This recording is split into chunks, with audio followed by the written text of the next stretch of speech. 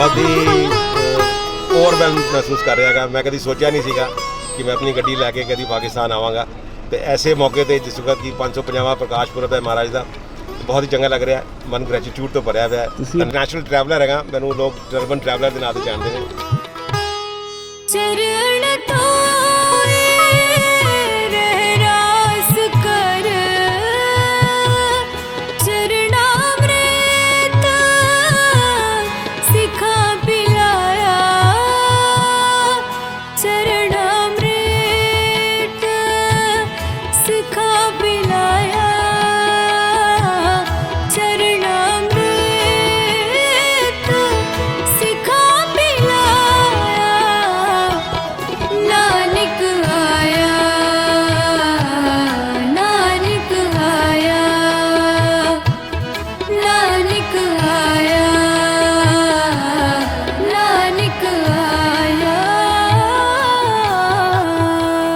जो स्वागत जो मान पाकिस्तान के इमाम ने पाकिस्तान के प्रबंधकों ने इधर आने ते संगतां दा नूं दिता वो लाजवाब ते लामिसाल है। जिन्नी भी तारीफ की जाए वो नहीं थोड़ी।